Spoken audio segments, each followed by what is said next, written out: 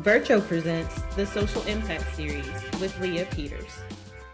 Welcome back to Virtual Social Impact Series. Your eyes are not playing tricks on you. I am your new host, Leah Peters. Grateful to be able to speak today with Beck Moore, Chief Executive Officer at CAAP, the Community Action Association of Pennsylvania. Beck, thank you for being here. Welcome. How are you today? Good. Thank you for having me. Happy to be here. Awesome. So I'm just going to hop right in. At Virtuo, we spend a lot of time thinking about how community action organizations fit into the larger picture of social care. And CAP is sitting right at the center of that in Pennsylvania.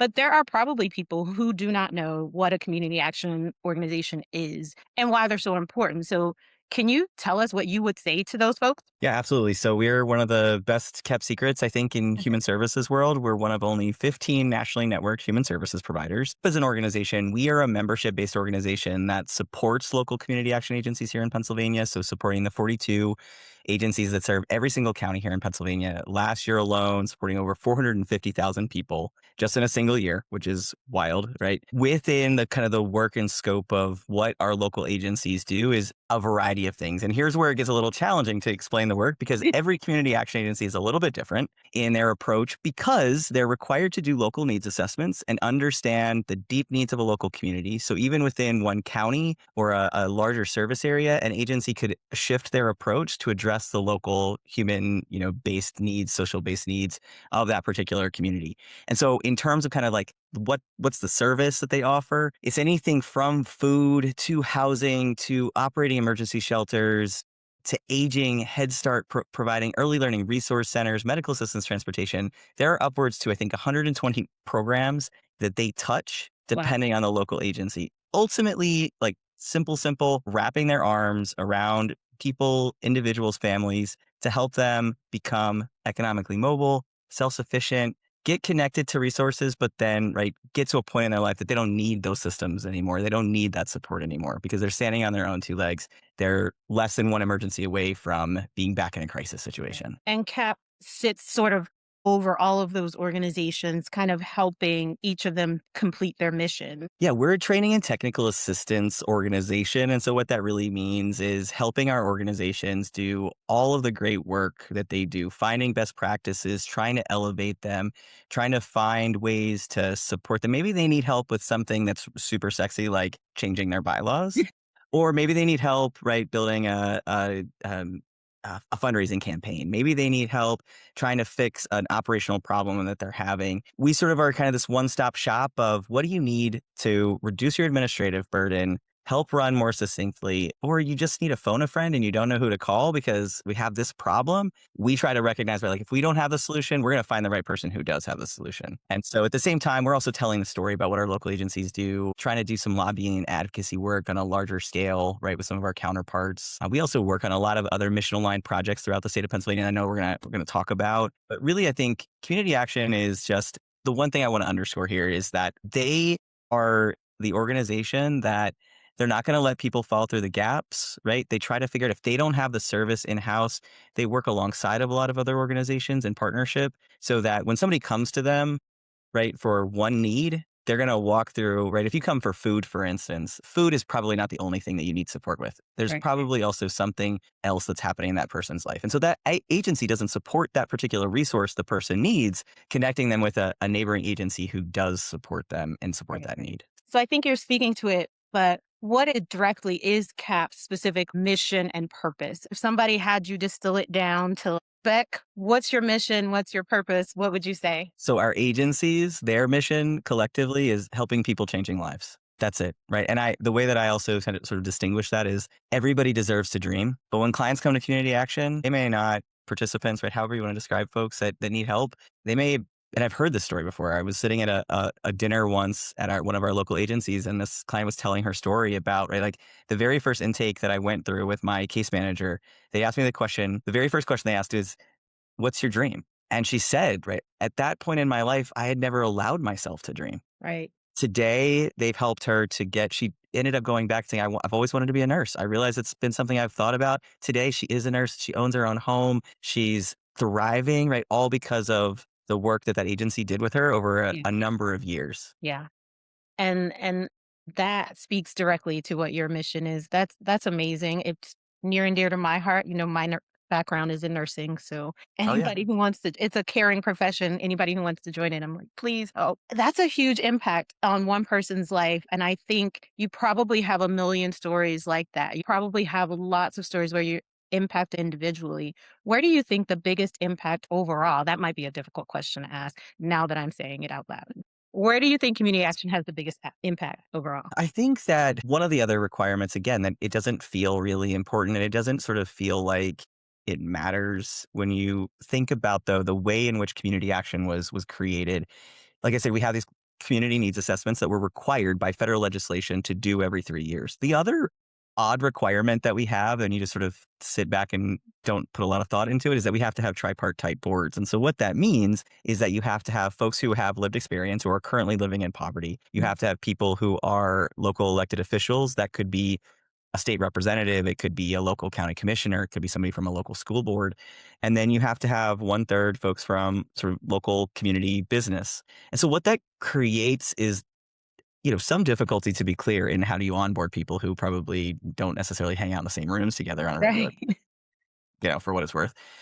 The other thing that it does is really, like, it's designed to create systemic change, right? It's designed to bring together people who represent really important subsets of the work, who ultimately, right, like, we can't create deep community change and really create equity, which is written into the legislation that we created just as well, without those sectors. You just Yeah. can't. And so when I think about the work, it's micro and macro level change, as my board chair, Megan Shreve, reminds me on a regular basis. It's looking at how do we create economic development through this work, through the individuals we're supporting, and ultimately convene people together to make that deep community change that's so necessary to create a thriving community. Yeah.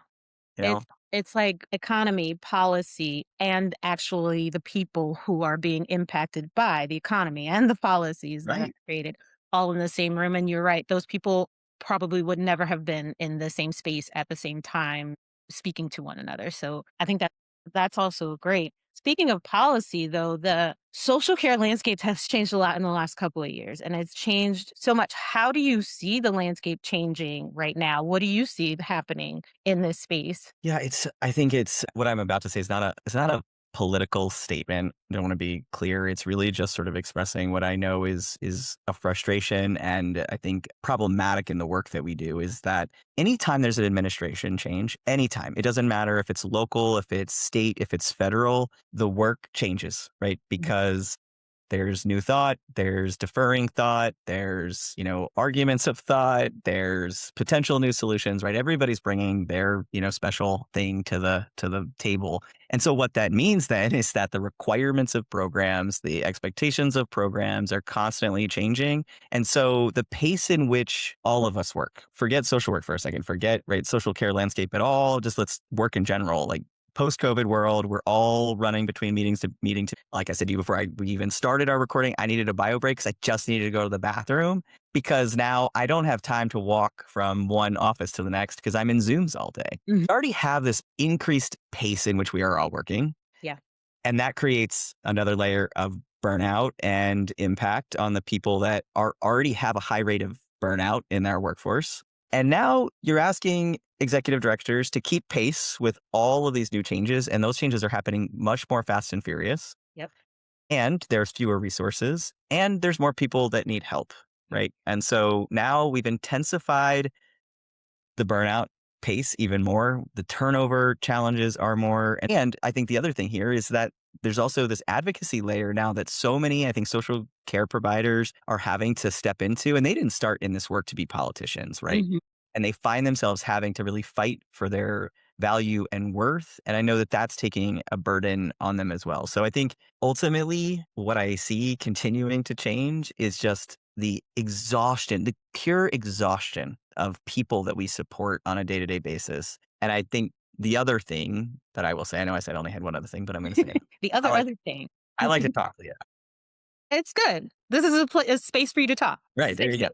space. Is that with all of these changes that particularly right now are happening fast and furious, there's a lot of hurry up and wait. There's a lot of continual shifts. And I think we're going to, if my in the tea leaves, I think we're going to see a lot of impacts on people that we just haven't started to realize yet. And those solutions that may have been there previously that have to now shift, I don't know how we're going to serve, certain populations of people because the resources that were there aren't there. And I don't think we know yet how that's going to impact our local economy, how that's going to impact things like home ownership. I just, a whole myriad of things that part of when you peel back this work, people don't always understand that one thing leads into the next thing, right? Like if I can't pay my grocery bill, chances are I can't pay my water bill. I can't pay my electric. I can't pay my rent, can't pay for my car insurance. Eventually, though, you lose those things.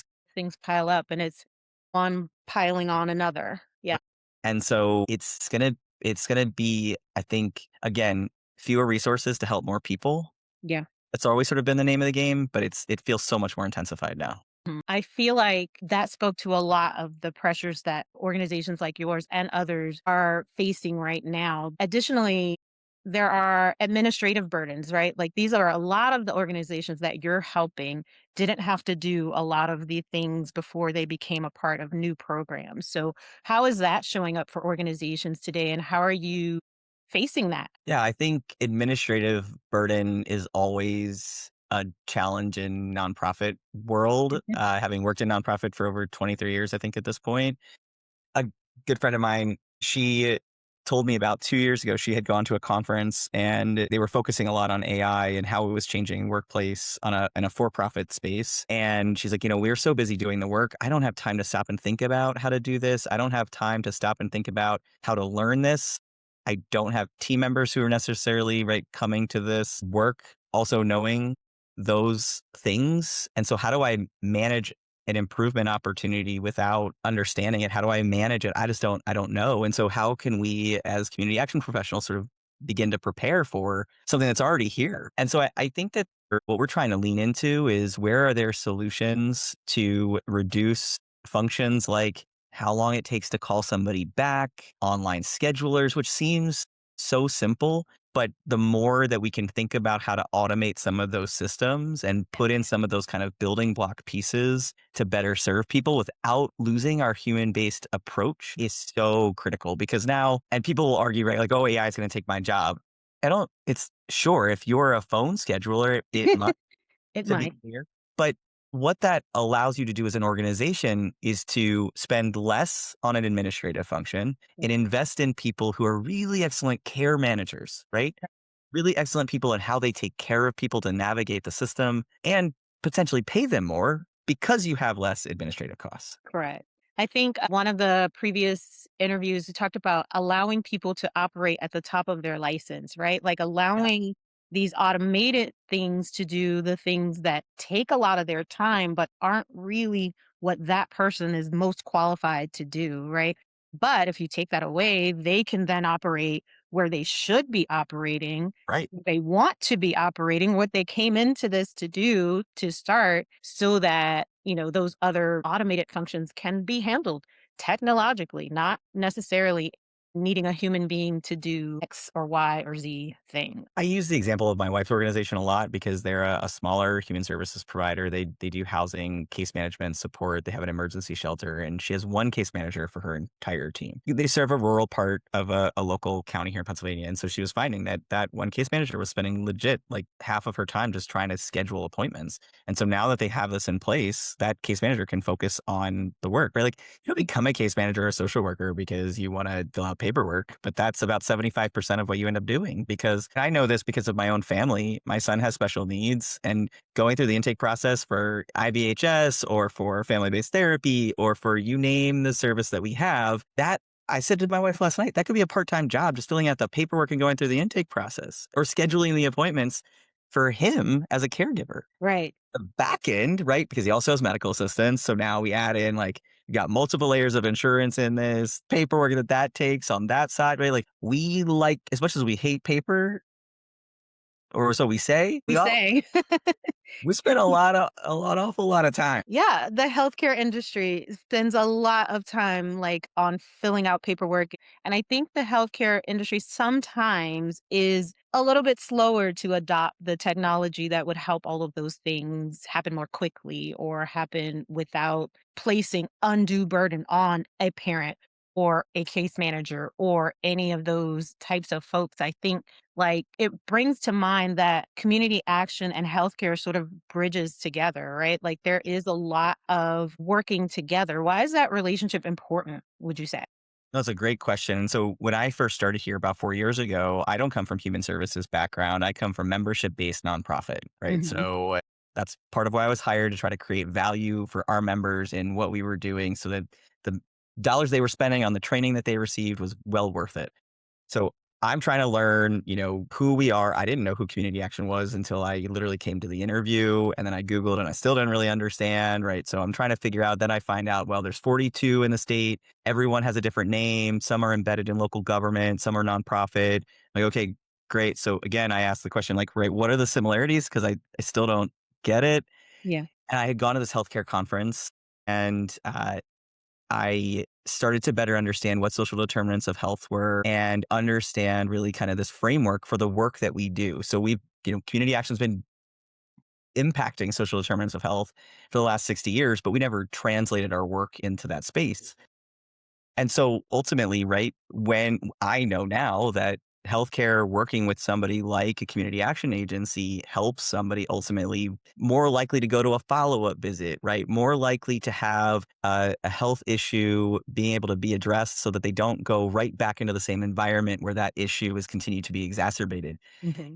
That same person, and this is where I think it's really important for people to hear this, is that a lot of times when we think about social work or you think about community action, people are like, oh, it's I don't agree with the work of community action because you're connecting people to welfare systems. Well, sure, we're doing that, but ultimately, we're also helping to reduce the cost of healthcare when there's intentional relationships that happen. Because this individual, and I speak about this from a person who, as a kid, right, if we were sick, unless something was falling off, we went to the emergency room, Right. right? So, and even then, if it was falling off, we probably tried to glue it first. I mean, just being real. So I have asthma, right? So I go to the emergency room to get my asthma treated. I get an inhaler, but if my house isn't properly heated and cooled, my asthma's not going to get any better. So I keep going to the emergency room, which costs the healthcare system more money. Most. Right, exactly. And so, right, when there's intentional relationships that are focused on a specific health outcome, the person's health improves, their likelihood to go back to the emergency room lessens, and then ultimately they're connected to the resources so that they can thrive and live a healthier, happier life. Yeah. We work with WellSpan in a couple different ways, and there's a great guy there, Dr. Nicholson, shout out to him. He was, I think, the vice president of population health. And one of the things that he shared with us at a conference was they were setting some of the data. And so I live in Palmyra, Pennsylvania, which is right down the road from Hershey. So Hershey chocolate, right? The opposite direction from Hershey is Lebanon City. My Hispanic male counterpart, just simply because of access to resources, lives 15 years less than I do. And he's Mhm. 7 miles away. 15 years is a long time to not experience life, Yeah. right? And have your life cut short because you just don't have adequate resources.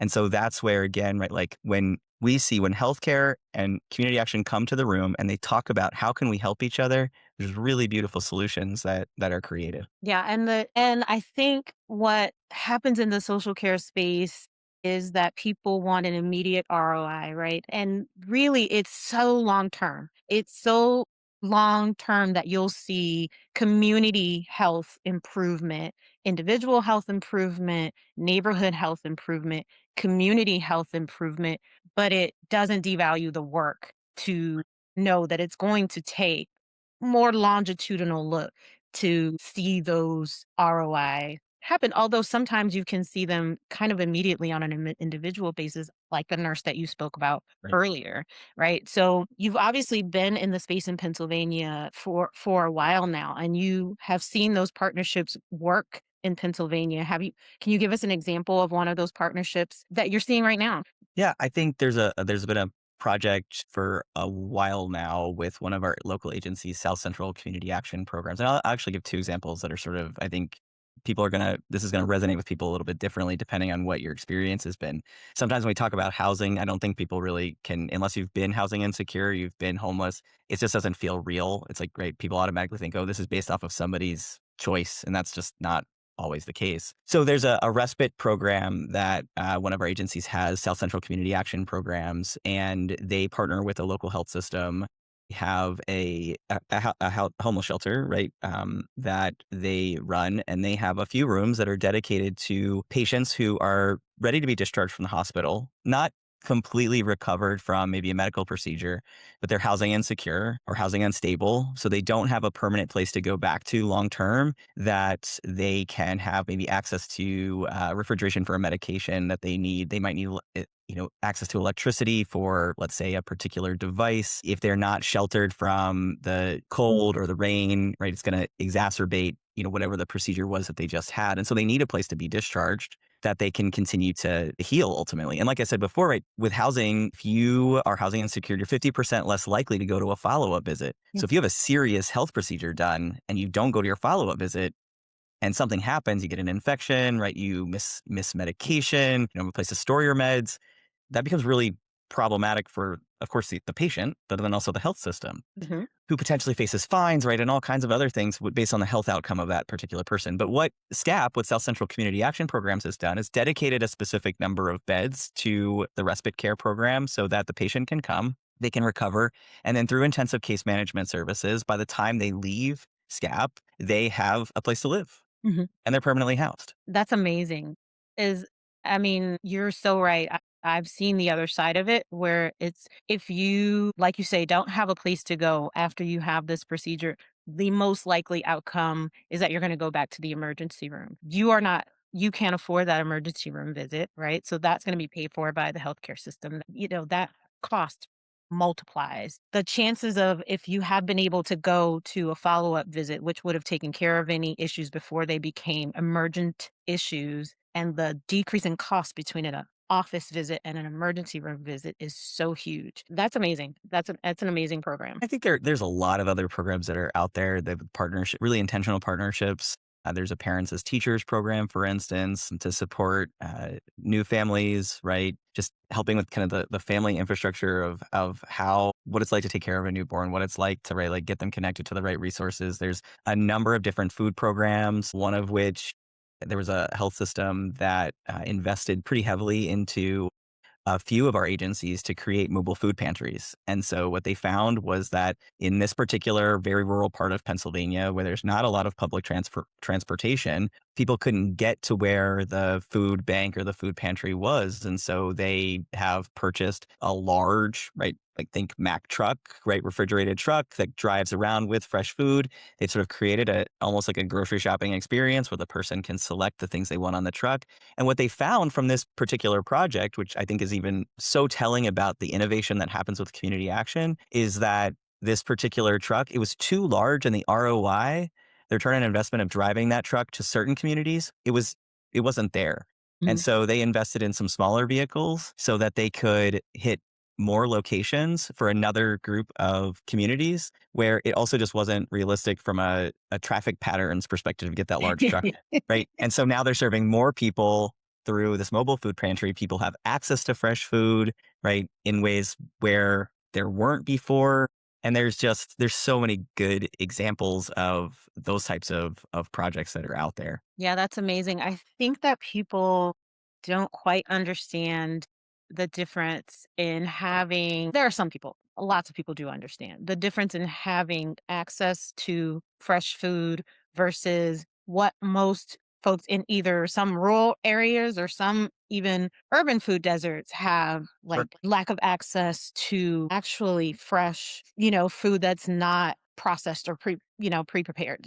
That's amazing. Think I have a question. I've heard some things about PA Navigate. And so I wonder how PA Navigate sort of fits into all of these different pieces that you're talking about in coordinating care across systems. And if you'd talk about that just a little bit. Absolutely. Yeah, so this is a project that we've been involved with, I think, for a little over a year and a half, give or take. Don't quote me on the date. And it's a project that took started to take shape pre-COVID before I got to CAP. It was formerly called Rise PA, and basically this idea of how do you create a referral system for healthcare to provide referrals to a nonprofit or a CBO who's addressing a specific health related social need, like food, right? Like maybe childcare, right? Like just about any service ultimately that community action takes care of, frankly. And sort of got some legs under it, right? And then COVID hit and realization of sort of like resource shifting. And so it stopped, but then it got some more traction a few years ago with the current administration here in Pennsylvania with Governor Shapiro and Secretary Art Kush of Department of Human Services. And ultimately, what the Department of Human Services did was to invest in this closed loop referral platform. So we at CAP are the community engagement partner on this project. Find Help is the technology provider. We're subcontracted to Find Help to do the work. So our job is to onboard nonprofits, CBOs who have a free or reduced service that can be listed on the platform, help them understand what it's like to claim their program listing, what it's like to accept a referral, what are some of the analytics that you have access to, right? But it really creates this intentional, I'm not going to say forced, I'm going to say intentional relationship then that healthcare and nonprofits can form as a result of what they're seeing from the healthcare data that they're seeing as a result of folks getting a referral for something that they've screened positive for. So for folks who are listening, right, like think about the time you've been at the doctor and they said, in the last month, how many times have you not had a place to rest your head? How many times have you been hungry? How many times have you, whatever the question is. Right. The idea is that, right, if you screen positive for those things, then the health system can provide the referral over to a nonprofit. The nonprofit's responsibility is to follow up on that referral, help the person get help, right, and move forward. But what's also interesting about the platform that can happen is that nonprofits can also provide referrals to each other. And so, I was a caseworker long, long ago in intellectual disability space. It was like sort of just always who you knew, right? Hmm. We didn't have Google then. I'm aging myself. Had our, Rolodex of my friend Amanda says, I used to have a clipboard where I had just like taped a bunch of numbers on the back of like, hey, this is a person you need to call Sam, he's really great. But so that's one of the things that the system can also do. And at the same time, individuals can also search for things, right? So somebody is in need of, veteran services and they just don't know where to turn. They can do that search on panavigate.org and find a resource for them. No, that is very cool because I know from the healthcare perspective when these things were being introduced, right? Like, oh, you need to start screening for social determinants of health. One of the biggest concerns were,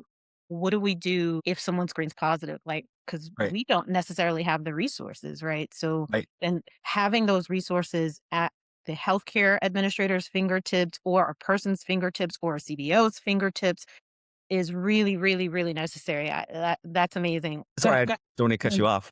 I think the other thing is that, right, it's what it gives DHS and the state, frankly, an opportunity to do is also to see, right, where there are gaps in services, the overlay of the data to say, okay, here are the gaps, here are where people are still searching, and we need to invest in this part of the state because, right, there's nobody doing this work. Or wow, there's this small organization in, I don't know, insert name of town here that is serving so many people through and following up on referrals at a much higher rate. What is the secret of what they're doing? So to use the system to identify solutions is part of kind of the framework for what expands from here. We had the opportunity to serve as a community engagement project. And at that point, CAP was not really, it's not that we weren't exploring other opportunities to serve our community and serve in what I call mission related space, but we just weren't really sure on what the right project was. And as soon as we started to hear that the state was going through the procurement process for a technology provider,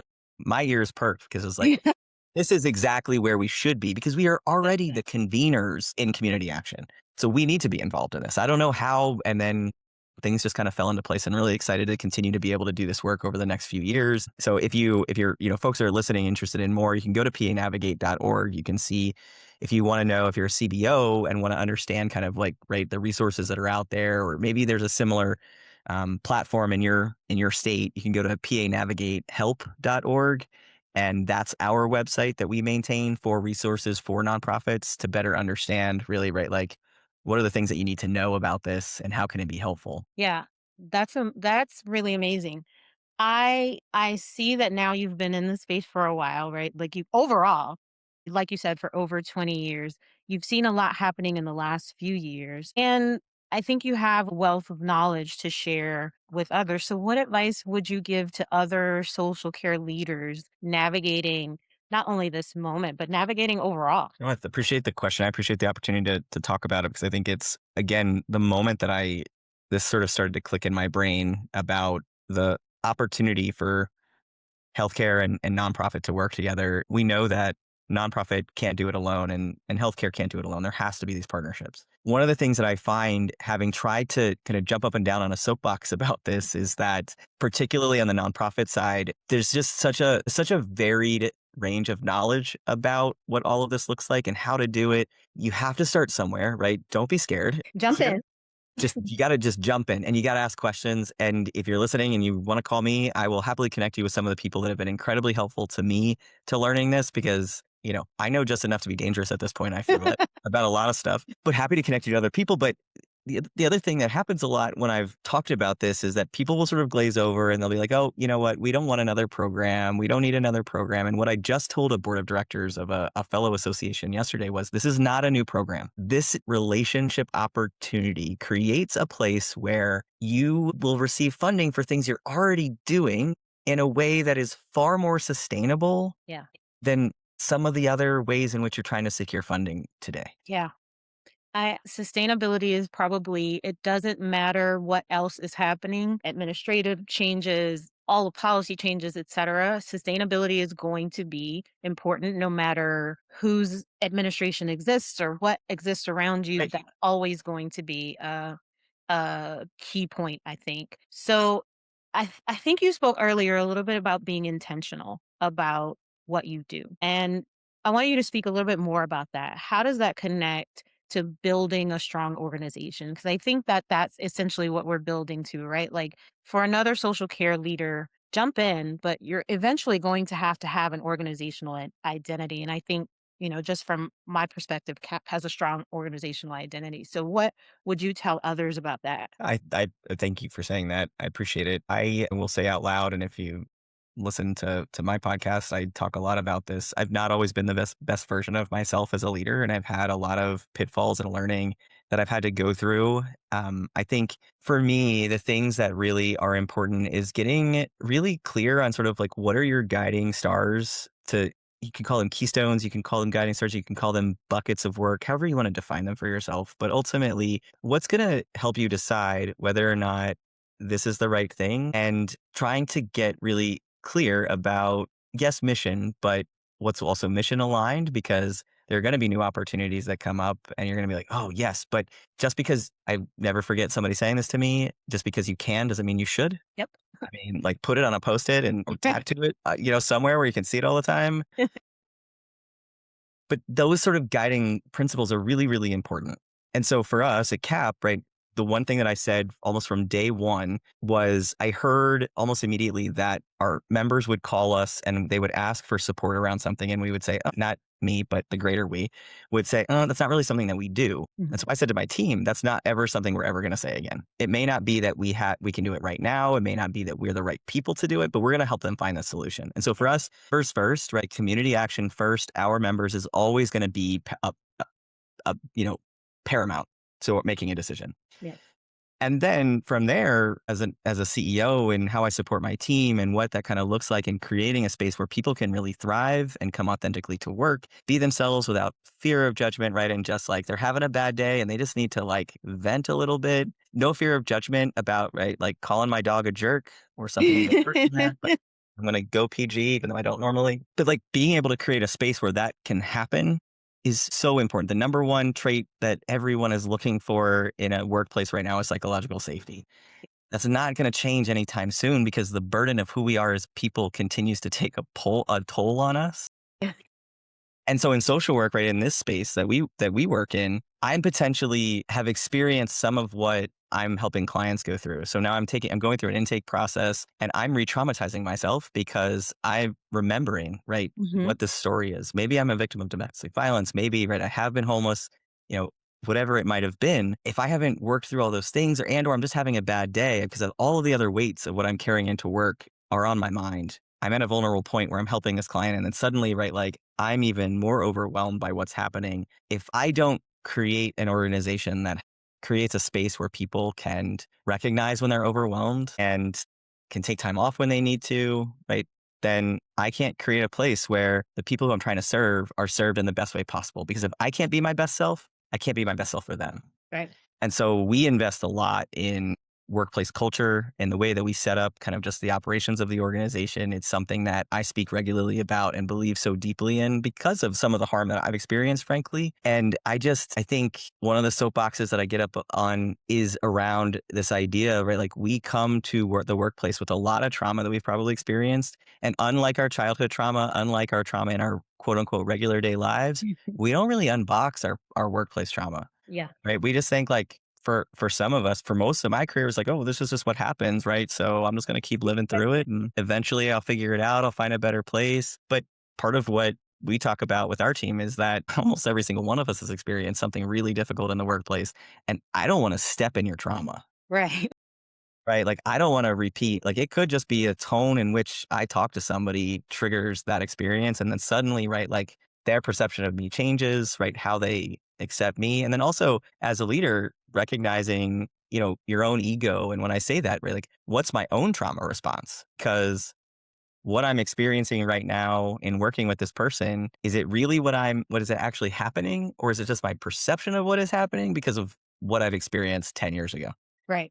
And so at CAAP, and one of the things that I, try to educate on regularly and do some coaching on is, number one, if you hear nothing else on this podcast about workplace culture, making sure to invest in leadership and management training for leaders and managers is hypercritical, because most of us don't become managers and leaders because we have experience or we're good at it. It's because we're rock stars at our job and we find ourselves as leaders and managers. And it takes a really long time to fix all of the things that we mess up on. So invest, right? Like figure out, like help people understand what it's like to have a successful one-on-one. I can't say I'm perfect at it, but I know the things not to do at this point. Help them understand, right? Like if you're having a bad day, don't take the meeting. That's all right. How do you resolve conflict? Whatever, all the things, right? Like if nothing else, invest in that, because when that happens, you create sort of the rules of engagement for how people show up and help one another. It matters, right? And it will make your business, if your business is helping people or making widgets, it will make your business.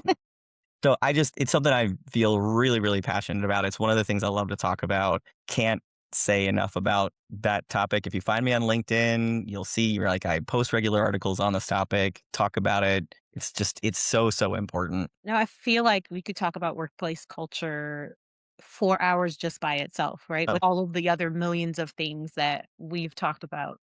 I think um, you telling CAP story, you also launched the Thinking CAP podcast to continue to tell that story. So what motivated that? And I want to talk about your podcast a little bit. yeah. What do you hope people take away from the conversations you're having on Thinking CAP, which I think is a great name? Thank you very much. We do love a good pun. For those of you who know us, you will know, like, we take it probably a little bit too far, but we have Cappy Hour. We have anything we can stick with the captivating awards, like anything we can happen. There's far more. Whoever named us 50 years ago was a genius, because this has set us up for I mean, CAP has so many uses out. puntacular. Yeah. So kind of going back to what we talked about in the very beginning of today's interview, is that we're training in technical assistance. And so what does that really mean? We look at training in a really variety of ways. We do anything from a conference to a summit. We have webinars. We have an online learning management system where people can learn at their own pace, kind of like right at a college, a school. And what we continue to find is that people, less time to dedicate to webinars, less time to getting on a call, less time to coming to conferences. We knew that people, operating at a faster pace. And so how do we create learning that's flexible and just give something to people to do, maybe when they're driving to our conference, or maybe they're driving to a home visit for a client, or maybe they're just driving, home one day.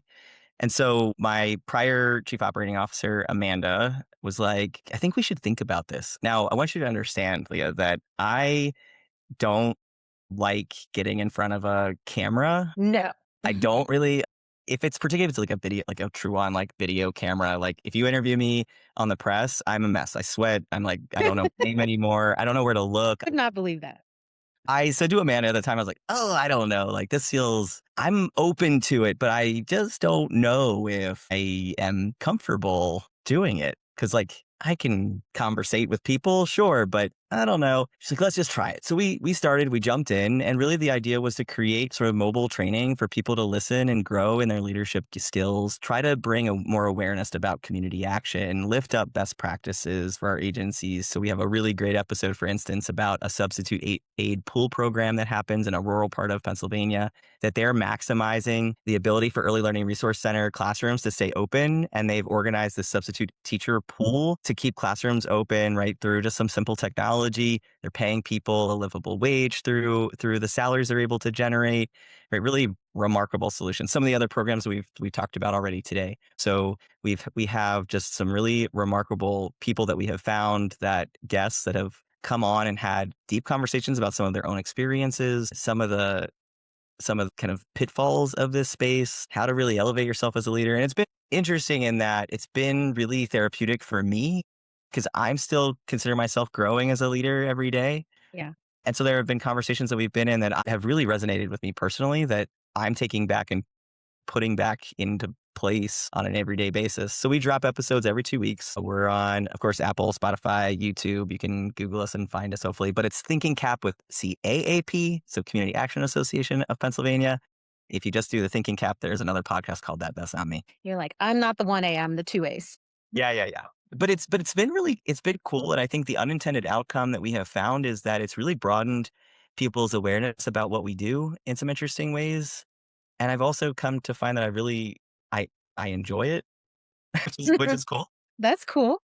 Always an extra thing that you're doing. It's great that if you can enjoy it as Right. well and learn things and process your trauma in the meantime all together. It's amazing. I so appreciate, being able to sit down and talk to you today. I think a lot of folks will be able to get something out of what you said today. I have one final question, if I can. Absolutely. What gives you optimism about the future of community action? Is there something or a set of things that gives you hope essentially for the future of community action? Yeah, I think that the thing I would call out is I've worked in other nationally networked organizations before and seen really, deep passion for work. But the folks who are doing this are just unparalleled in terms of their spirit for the mission and the stories that they create and uplift. If you go to our website, cap.org, there's our video that we created a few years ago, which I need to update because I feel like I look much older now. There's this really great story that our board chair talks about with a client who came to their organization with, she was young, I think by the age of 21, the story goes, right, that she was already had 5 kids. And she needed support, and through a program managed to get right access to the right resources. And today she has a doctorate. She works in academia, right? the Her kids are going to have access to things that she didn't have access to, and it's breaking a cycle of poverty that otherwise is really hard to climb out of. And so being able to see that in real time practically, right, and hear those stories and see the passionate, really thoughtful approach that these organizations are creating, and how to create deep systemic change for local communities is just a beautiful thing. And so that's what inspires me and gives me hope for just our collective future. And then I think the other thing is I really do think that this investment in intentional relationships between healthcare and nonprofits is what will, as long as we continue to look at it this way, right, will continue to change people's lives. I think that, again, we sort of touched on this before with respect to housing. If you've not really ever experienced a deep need, if you've never had to make the choice of, I'm going to go buy milk so my kids can have breakfast or pay my water bill, this may not feel like it's real to you, but let me tell you, it's very real. I mean, I think I just wrote an article recently about the cost of oil. And just in the last few years that I've had in my house, which has oil heat, our oil bill has continued to go up pretty dramatically. My wife and I didn't make the salaries that we made. We would and we only keep our heat at 62 to be clear, which like is chilly. Yeah. We wouldn't be able to afford our oil bill, right? We would have to give up our house. Hmm. I just People just assume so often that poverty is something that, sure, it may be, but it is also so much more layered than that. Yeah. It's so much more than just the people's choice, like individual choices that people make. And so while that's hard to have to talk about every single day, I know that, right, people's ability to be successful in life, live healthier, happier, longer lives it's so important, right, for these relationships to continue to be found and thrive and new solutions be created because it really can create remarkable change. Yeah. I think if we summed up this episode, we could say people, passion, changing lives. I think that is the key. I really truly appreciate you sitting down to talk with me today. Thank you so much, Beck. I think we've gone over the website, the CAAP.org, your podcast, Thinking CAAP, with two A's, not one. Super appreciate you being here. Thank you so much. Have a great day, Beck. Thank you, Leah. Thank you for having me.